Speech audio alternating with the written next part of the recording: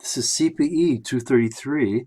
Part of Lecture 1 is Introduction to Experiment 1F. You're only required to do Part F of Experiment 1. What this is essentially a ROM-based square root generator. And what it's going to do is it's going to read data from a ROM. It's going to check that data to see if it can fit the square root of that data on the 7-segment displays, which is the max value is 9999. And it's going to take the square root of that value if it can fit on there, and it's going to just take that square root and store it in a 16 by 16 RAM, and eventually when it goes through the whole ROM, it's going to be stepping through the RAM displaying the values that it found. So the key of this experiment here is don't display values that were too big. Additionally, for this experiment, there's a LED, a sanity check LED, such that the LED is on when it's waiting, and then it's blinking when it's calculating the square root. A couple constraints in here is in this experiment is you should use all the provided standard digital modules. Most of these modules, I think all but one, has an instantiation template in it. Use that, and more comments on that later. There's also a .mem file, which you probably haven't used before as part of this experiment. That's on Canvas. This universal 7-segment, essentially the display multiplexer, is something you should have used before. That's on Canvas, and the main module in this experiment is the square root module, and that's on Canvas also. So this is a circuit that's going to be controlled by a state machine, and some comments on the state machine. So number one, I'm not sure which instructor you had for CPE 133, but I would like you to use the FSM style on the essentially there's a template, there's a FSM cheat sheet out there. Use that template for an FSM from that cheat sheet. Don't use any more than 10 states in your state machine. Certainly quite easy to do in 4 states. State variables should be the only memory you have in your state machine. I don't want to see extra math operators in there either. And additionally, your state machine should be independent of the data width and the amount of data you're looking for. So it should be independent of the ROM values, and the ROM values and the ROM sizes, and that goes for the RAM too. Most importantly, I am providing these modules for you. They typically have an instantiation template in the module, and what you need to do is cut and paste that thing and put it in your top module. The important thing here is I don't want you to change this code. What I want you to do is change that instantiation value. So whatever value you put in here is going to override this value right here in the module. I don't want you to change this module. I want you to use it in a generic sense, such that when you instantiate it, you change the data width. So this basic hardware design problem in digital design, and there's lots of approaches you can take to this. I kind of jotted down the approach I take, and here it is. So, step one, you need to understand the problem. Typically, these problems they're very straightforward and to understand. The challenge is to actually implement them with a digital circuit. So understand the problem first. Once you've understood the problem, sit down and think, okay, in terms of digital design, to implement the circuit, I'm going to need certain modules. Like, for example, experiment 1, you need a RAM, you're going to need a ROM. That's a given.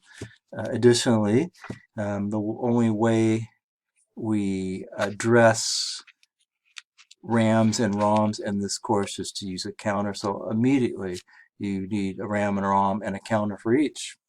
So the idea is to identify the modules you need, plop them down, and then connect them. And what you're going to do is connect them in such a way that it can be, the data flow through this thing can be controlled with the state machine, and essentially to get to solve the problem at hand.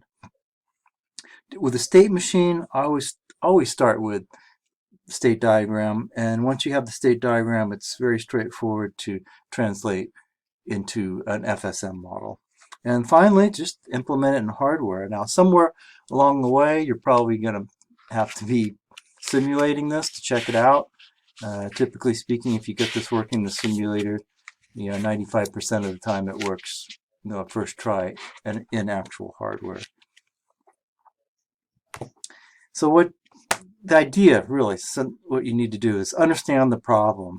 Okay, and then once you understand it, design it on paper. Now keep it as simple as possible. Don't make it clever. Don't try to make it with reduced hardware or do fancy stuff in this. Realize that the design process is iterative. Typically, what I do is I plop down some modules, connect it up, and design a state machine. Then, while designing the state machine, I notice that I don't have enough hardware. I don't have the right hardware to make it work. So I go back and fix the hardware.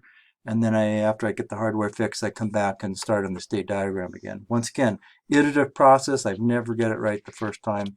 I don't even try to get it right the first time because I know I'll never get it right. And I know that there'll be a lot of changes, particularly as I understand the problem more. Understand the problem on the hardware implementation level. Finally, you can drop your design on the Basis 3 board. Typically, anything other than a simple design, I always simulate it, and so you're going to have to use the simulator in this experiment. Ask questions when you got them. By all means, send me diagrams, and I'll make comments on them and help you wherever I can.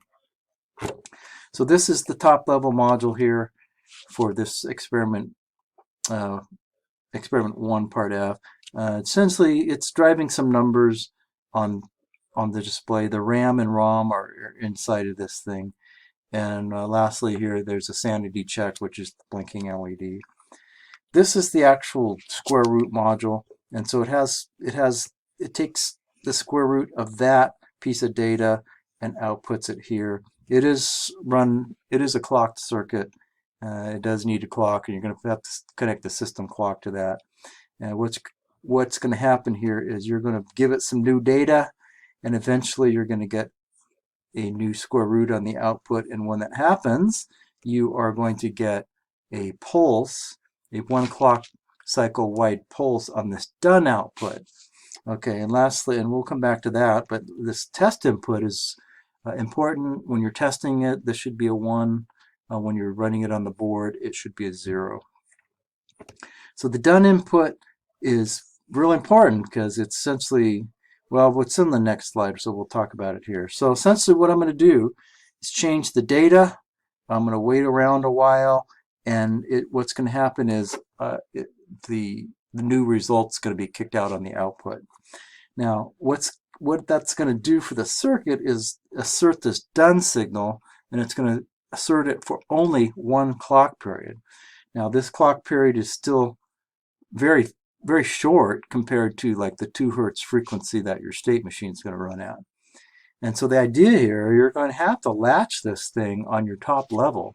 So this is just a pulse. You're going to have to latch it, and then your state machine's going to catch that there is a result, and after that, you need to clear it and then go look for the next one. So once again, in summary, you've got to latch this pulse, you got to be able to latch it, and you got to be able to clear it. And it's going to be how you do that. There's many ways to do that, but typically you're going to latch it and clear it via the state machine.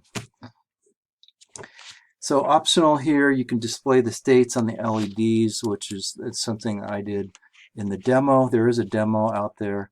Another thing is you can actually put the values, like the previous value or the value that's being checked. You could actually put that on the 7-segment output if you want, which is going to require just a couple extra things, not a big deal. Certainly both these things help with visual debugging. The simulator, you're practically always going to have to use the simulator. This is a non-trivial experiment. You also need a clock divider in this to get the system clock down to 2 Hertz, noting that the square root module and the 7-segment display module both need the fast clock. Don't put the system clock, don't put the I'm sorry, don't put the slowed down clock to those modules. Notice that the provided clock divider has a test input as well, and there's a little, since two of your modules have test inputs, the easiest way to do that is with a parameter. And what you're going to do is connect those test inputs to this test input, when you instantiate it. And so instead of changing both the test input on the square root module and the clock divider, you can just set this once for both modules. And that is it. Be sure to check out the demo, some floating around somewhere on Canvas.